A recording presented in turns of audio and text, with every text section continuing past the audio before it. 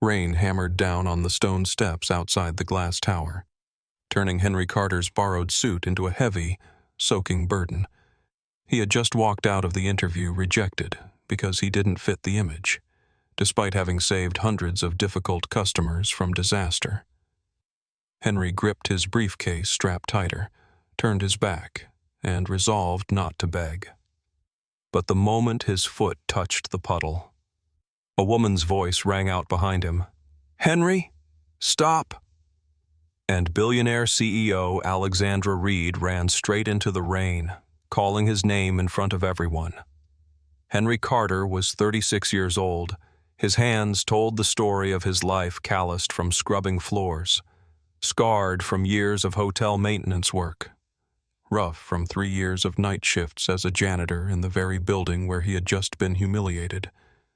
But those hands had also held a dying wife, raised a sick child, and never once been lifted in anger or desperation.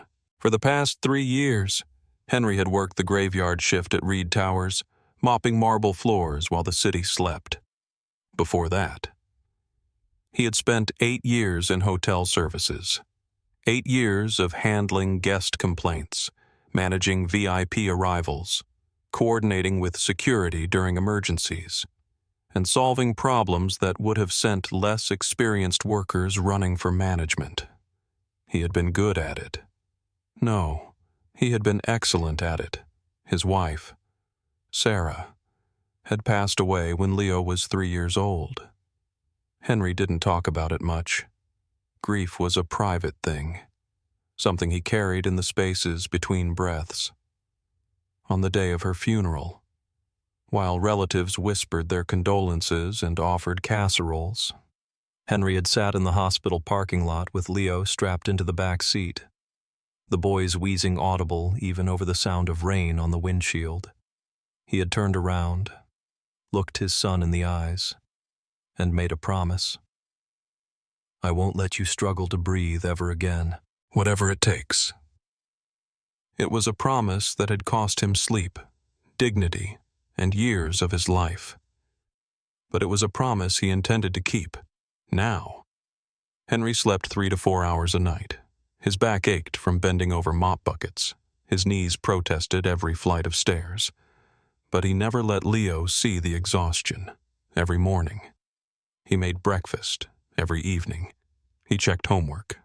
Every night, he sat beside Leo's bed and listened to the boy breathe, making sure the nebulizer was working, making sure the inhaler was within reach.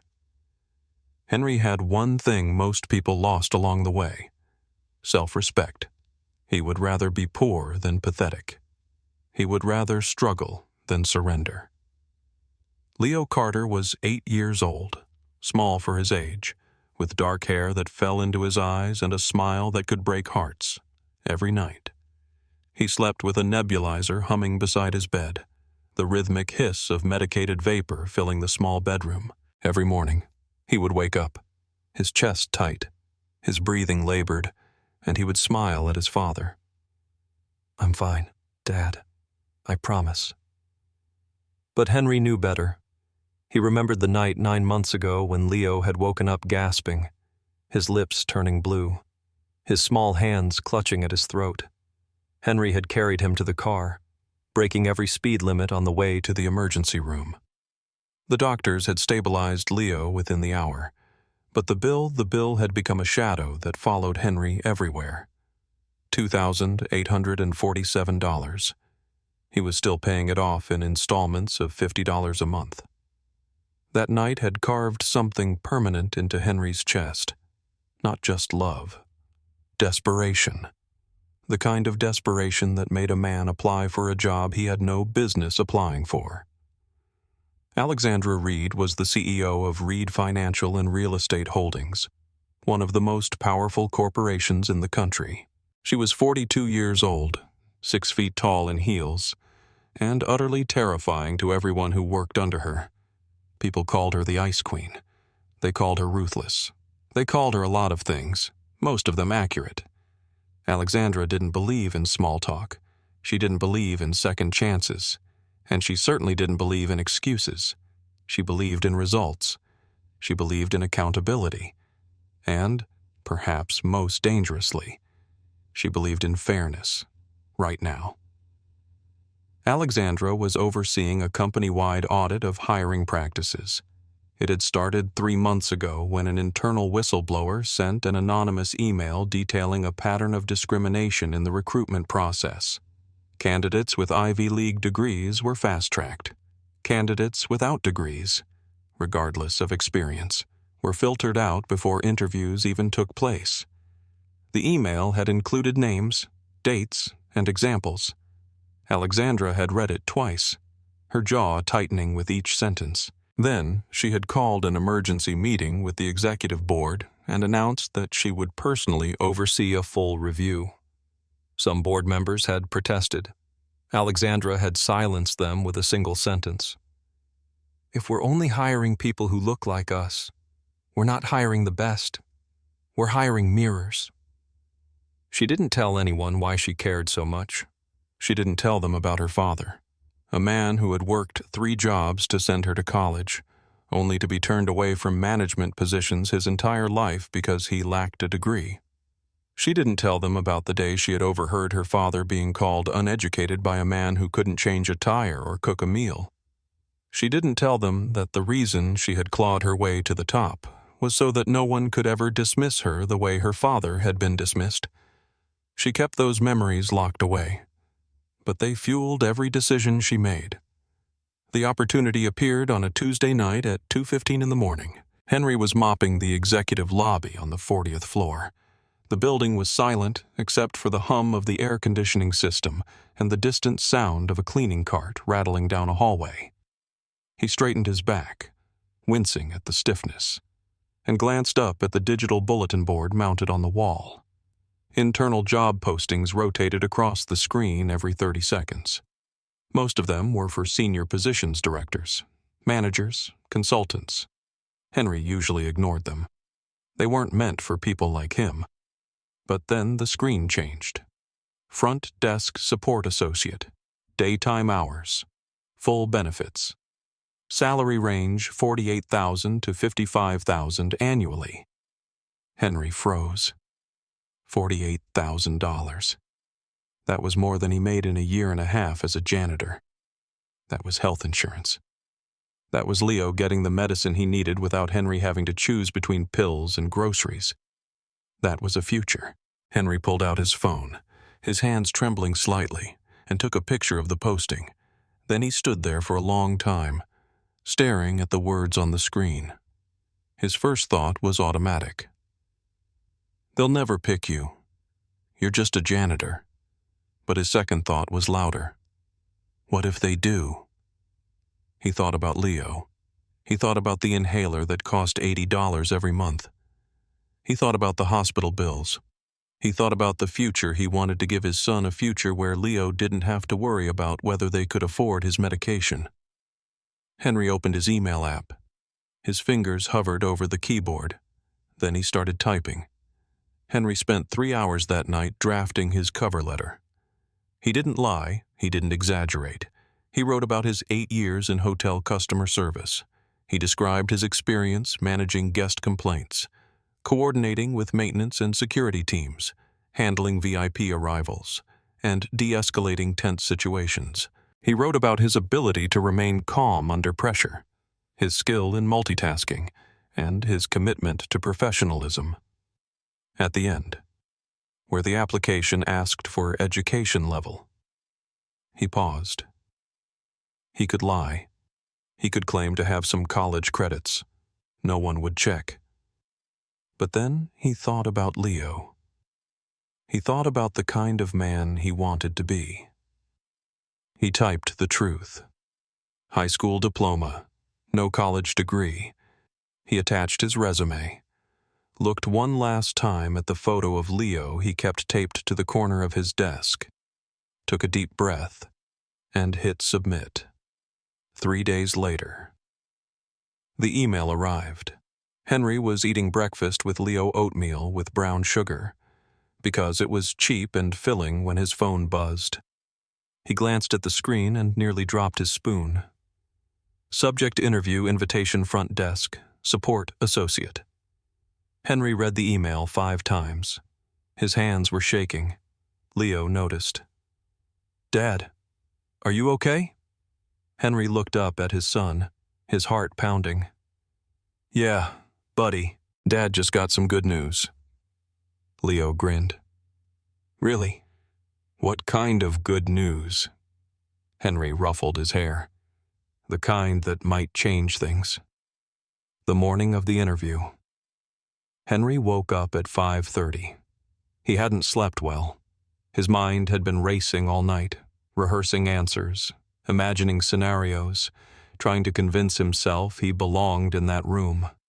He showered, shaved carefully, and then stood in front of the closet staring at the problem he had been avoiding. He didn't own a suit.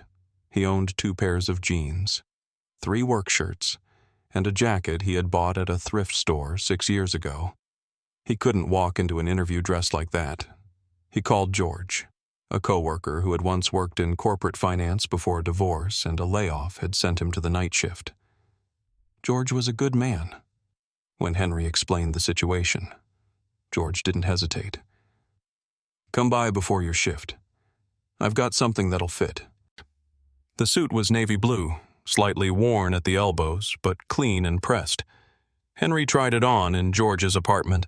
It was a little loose in the shoulders, but it would do. George adjusted the tie and stepped back, nodding. "You look good. Man, you look like you belong there." Henry met his eyes. "Thanks, George. I mean it." George clapped him on the shoulder. "Go show them what you've got." Before Henry left for the interview, he knelt down beside Leo. The boy was sitting on the couch, his inhaler on the table next to him, his nebulizer ready in case he needed it. Henry took both of Leo's hands. "Listen to me. Okay, I'm going to be gone for a couple of hours. If you start feeling like you can't breathe, if your chest gets tight, you call Mr. Thompson next door immediately. Do you understand?" Leo nodded seriously. "I will, Dad, I promise." Henry kissed his forehead.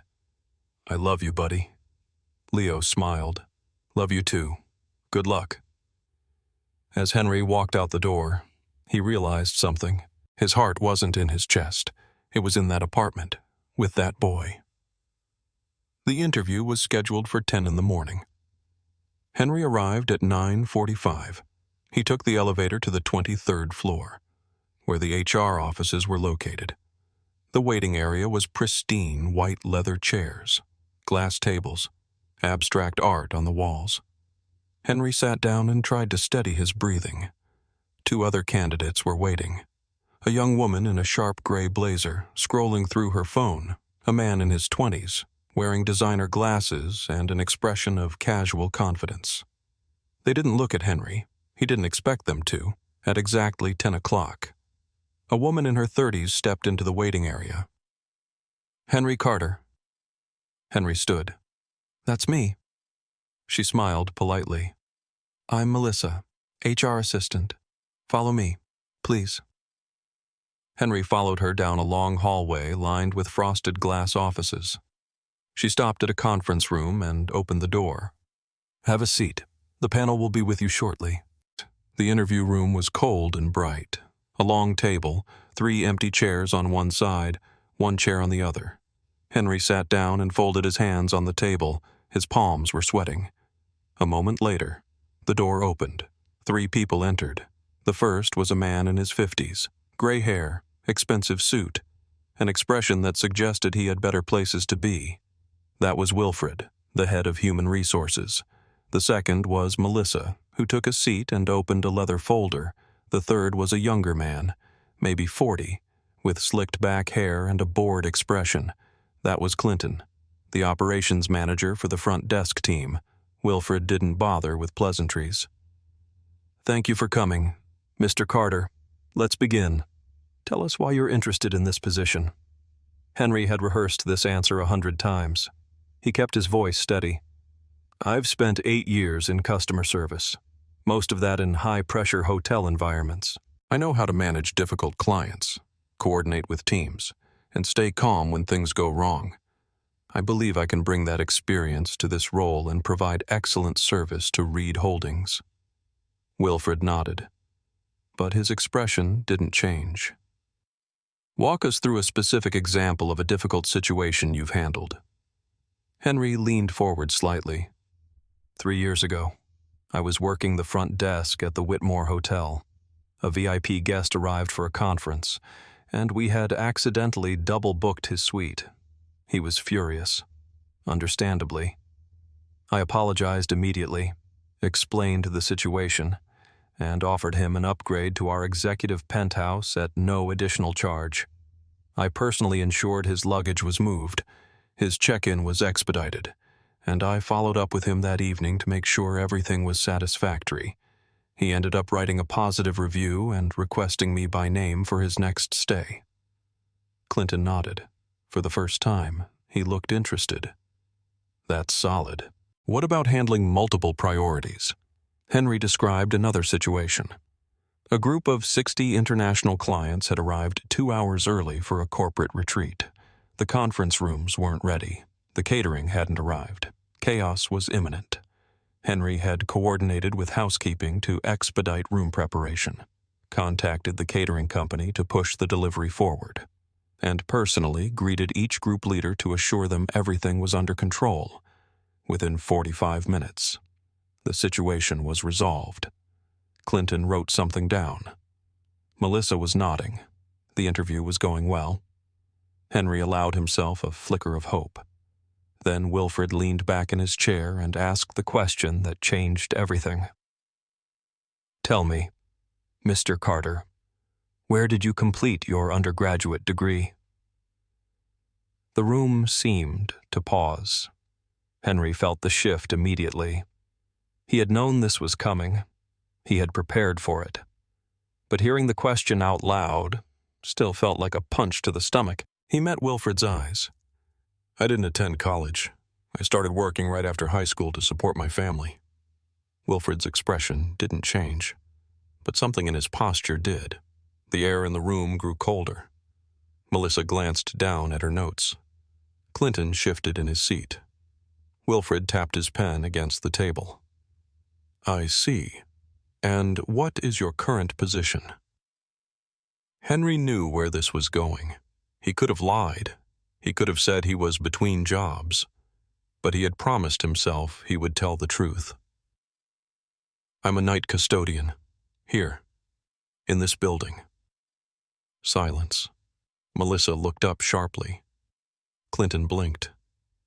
Wilfred's mouth tightened into a thin line. The questions that followed were different. They weren't about what Henry could do. They were about who he was.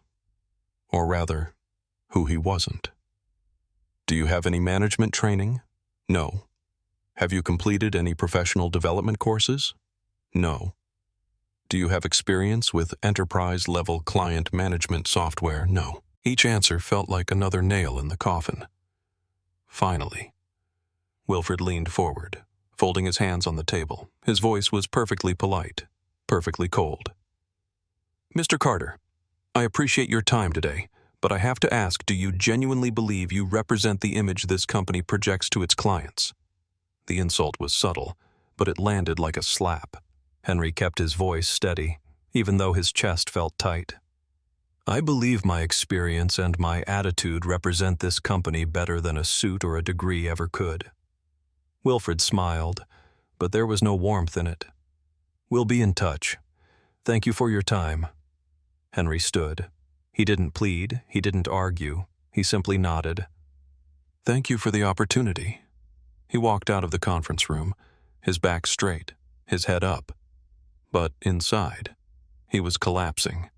He made it to the elevator before his hands started shaking. He stepped inside and watched the doors close. His reflection stared back at him from the polished steel, a man in a borrowed suit. A man who had just been told he wasn't good enough. The elevator descended. Henry closed his eyes and took a slow breath. At least I tried. At least Leo won't think I was too afraid to try. The doors opened on the ground floor. Henry walked through the lobby, past the gleaming marble floors he had mopped 100 times. past the security desk, past the reception area where he had imagined himself working. He pushed through the glass doors and stepped outside. It was pouring rain. Of course it was. Henry stood under the awning for a moment, staring out at the street. He didn't have an umbrella. He didn't have a car. He was going to have to walk 6 blocks to the bus stop in a suit that wasn't his. He was about to step into the rain when he heard it. "Henry Carter, stop." The voice was sharp, commanding, and unmistakably female. Henry turned. Alexandra Reed was running toward him.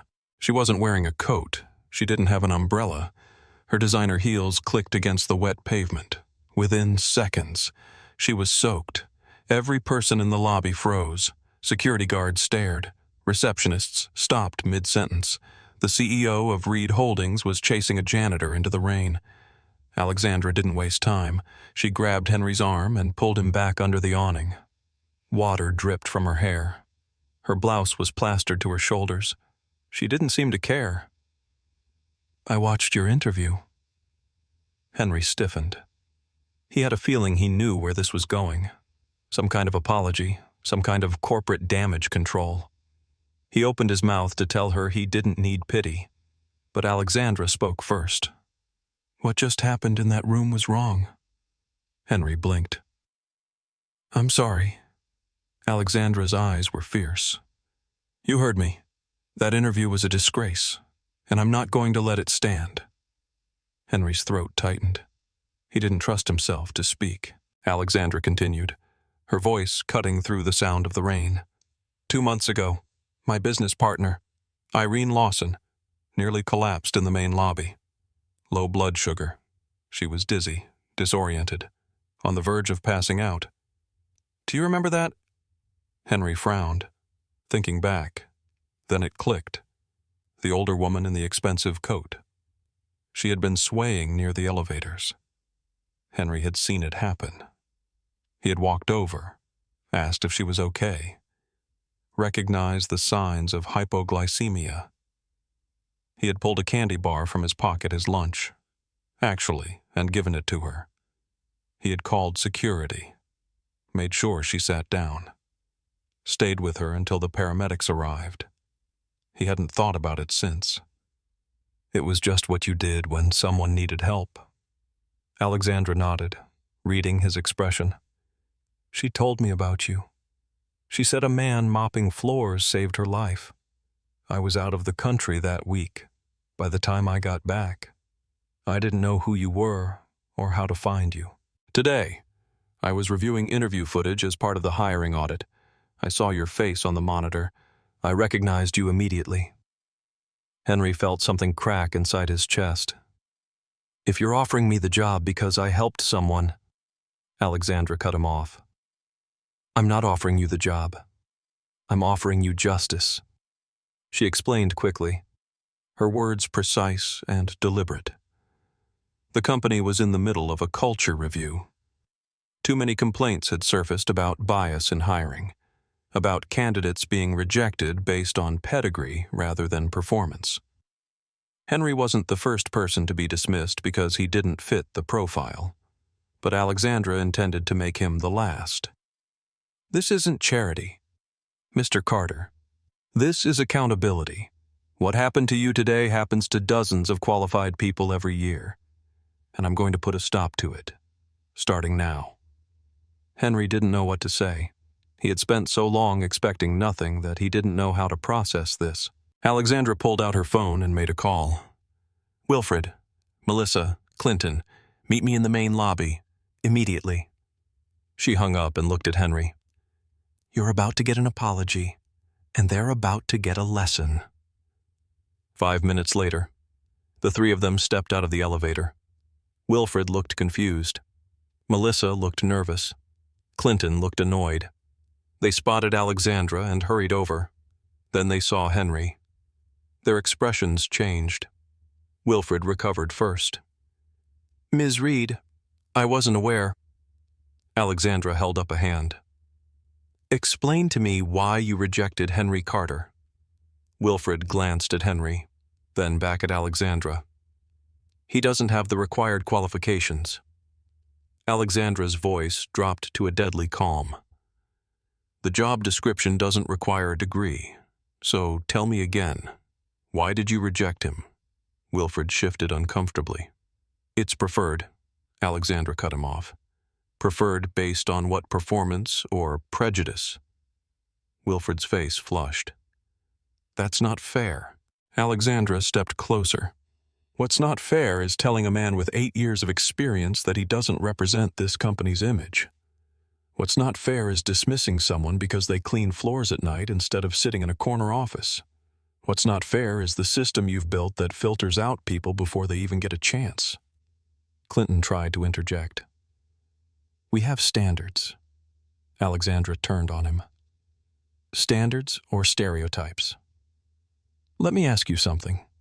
Clinton, what is this company's image?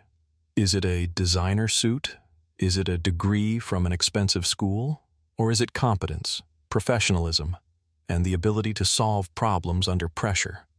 She gestured to Henry. This man de-escalated an angry VIP guest and turned him into a repeat customer. This man coordinated a crisis involving 60 clients and resolved it in under an hour. This man saved a woman's life because he was paying attention when no one else was. So tell me, does he represent this company or not? Melissa, who had been silent the entire time, finally spoke. Her voice was quiet but firm. He does. He absolutely does. Wilfred shot her a look, but it was too late. Alexandra nodded. Then the decision to reject him is overturned. Wilfred opened his mouth to protest, but Alexandra silenced him with a single glance. This isn't up for discussion. Consider this your notice that the hiring process is changing, effective immediately. She turned to Henry. Mr. Carter, I'd like to speak with you privately. They walked to a small conference room off the main lobby. Alexandra closed the door and gestured for Henry to sit.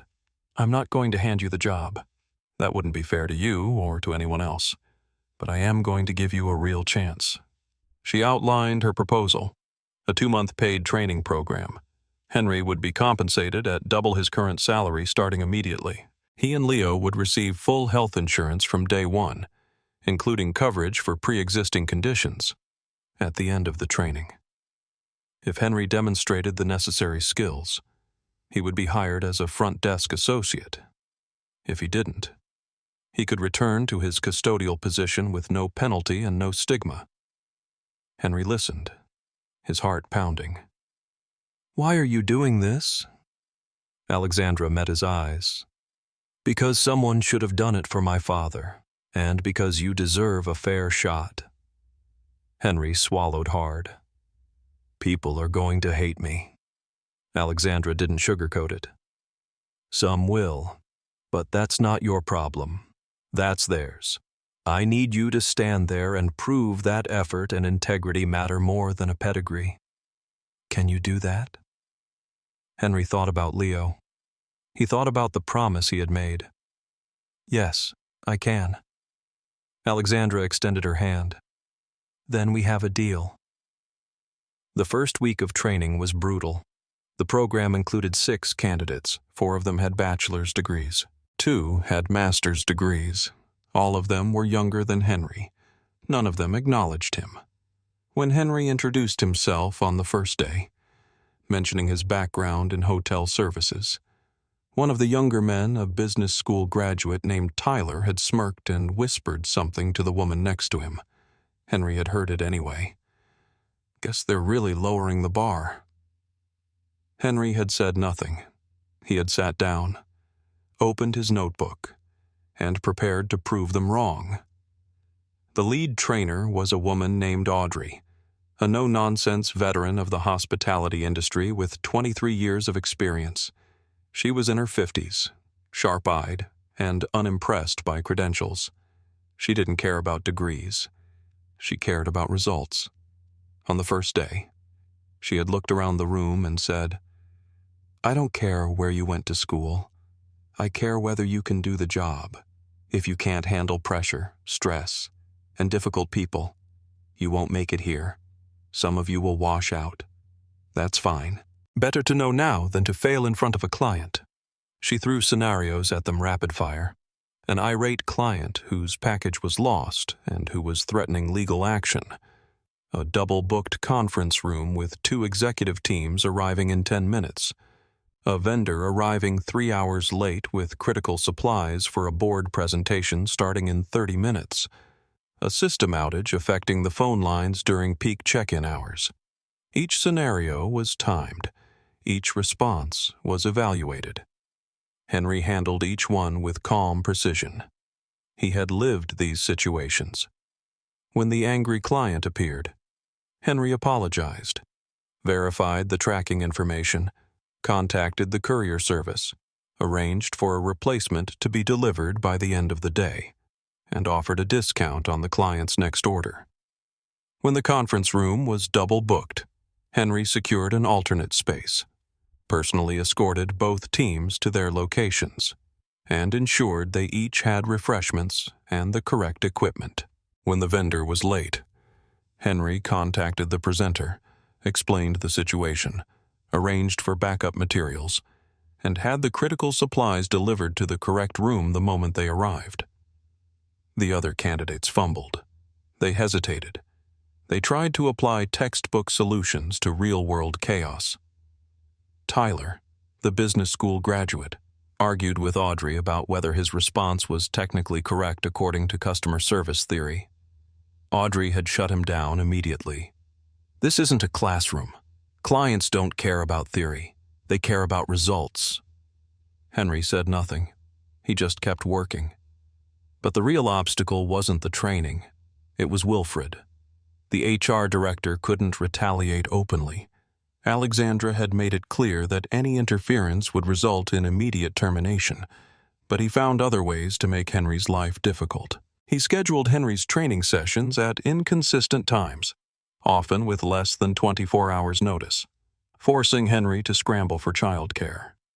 He graded Henry's assessments with excessive scrutiny, marking him down for minor infractions like forgetting to CC a supervisor on an email or using slightly informal language in a written response. He made sure everyone knew that Henry was only there because the CEO was protecting him. The whispers followed Henry everywhere. Favoritism, nepotism, special treatment. Henry overheard Tyler saying it out loud in the break room. He's only here because Reed felt sorry for him. He'll be gone in a month. Henry didn't fight back. He didn't complain. He just worked harder. He arrived early. He stayed late. He asked questions. He took notes. He treated every task like it mattered. At night, after training, he still picked up occasional custodial shifts to pay off old debts. He was exhausted, but he kept going. Then, 3 weeks into the program, Leo had another asthma attack. Henry got the call at 7 in the evening. He was in the middle of reviewing training materials at the apartment when his phone rang. It was Mr. Thompson, the neighbor, and his voice was panicked. "Henry, you need to come home right now. Leo can't breathe. I'm with him, but it's bad." Henry's blood turned to ice. He was already at home. He dropped the phone and ran to Leo's room. His son was on the couch, his face pale, his chest heaving with the effort of pulling in air. The sound of his breathing, that high-pitched wheeze, made Henry's stomach drop. He grabbed the rescue inhaler from the table, shook it, and administered 2 puffs. Leo inhaled as best he could. They waited. 15 seconds. 30 seconds. Nothing changed. Leo's lips were starting to turn blue around the edges. Henry grabbed his phone, his hands shaking so badly he could barely unlock it. He was about to dial 911 when he remembered. The insurance. The new insurance that had started the day he began training. He pulled up the benefits information, found the 24-hour nurse hotline, and called. A nurse answered on the second ring. Henry explained the situation, his voice tight with fear. The nurse asked questions. How long had Leo been having trouble breathing? Had he used his inhaler? What were his oxygen levels if Henry had a pulse oximeter, which he didn't? The nurse stayed calm. She walked Henry through a protocol. She told him to keep Leo sitting upright, to have him try to take slow, controlled breaths, and to stay on the line. She conferenced in an on-call physician within 5 minutes. The doctor was asking Henry more questions within 10 minutes. He had authorized an emergency prescription for a stronger corticosteroid that could be picked up at the pharmacy within the hour. He also arranged for a home health nurse to check on Leo the next morning. Henry felt tears streaming down his face. "Thank you. Thank you so much." The doctor's voice was kind. "You did the right thing by calling. Get that medication and give him the first dose tonight. He should start feeling better within a few hours." Henry called Mr. Thompson, who agreed to stay with Leo while Henry ran to the 24-hour pharmacy. Henry sprinted the 4 blocks, picked up the medication, and sprinted back. By the time he administered the first dose, it was nearly 8:30. Within an hour, Leo's breathing had eased. Within 2 hours, he was breathing almost normally. Henry sat beside his son on the couch, holding his small hand, tears streaming down his face. Leo looked up at him with sleepy eyes. "It's okay, Dad. I'm okay now." Henry kissed his forehead. "I know, buddy. I know." That night, Henry didn't sleep. He sat in the chair beside Leo's bed and watched him breathe. He thought about what would have happened if he hadn't had the insurance. He would have had to take Leo to the emergency room. Another $2,000 bill. Another year of payments. Or worse. He thought about what Alexandra had given him. Not just a job. Not just a chance. She had given him the ability to save his son's life without going bankrupt. This opportunity wasn't just about a better future. It was about survival. The breakthrough came during the 5th week. A VIP client, a woman named Mrs. Callahan, arrived 2 hours early for a board meeting. She was anxious, flustered, and no one was prepared. The other trainees panicked, talking over each other, trying to find someone to handle it. Henry stepped forward. He greeted Mrs. Callahan calmly, offered her a seat in a quiet alcove, brought her tea, and assured her that he would personally ensure everything was ready when she needed it. Then he contacted the facilities team, confirmed the meeting room was available early, arranged for refreshments, and checked in with her every 15 minutes. Mrs. Callahan was impressed. When the board meeting ended, she asked to speak to Alexandra Reed. By the end of the day, she had sent a formal letter of commendation. The next morning, Audrey pulled Henry aside. "Whatever you're doing, keep doing it. You're the best trainee I've seen in 5 years." Henry nodded, not trusting himself to speak. That afternoon, one of the other trainees, a young woman named Rachel, who had barely spoken to him, approached him during a break. "Hey, I just wanted to say, I thought you didn't belong here. I was wrong. You're really good at this." Henry felt something loosen in his chest. "Thanks. That means a lot." On the day, Henry officially began his position as a front desk associate. He wore a suit he had bought with his first real paycheck. It was charcoal gray, tailored to fit, and it was his. Not borrowed, not handed down. His. He stood behind the reception desk at 7:45 in the morning and looked out across the marble lobby. This was the same floor he had mopped at 2 in the morning, the same elevator bank he had cleaned, the same glass doors he had polished. But now, he stood here as an equal.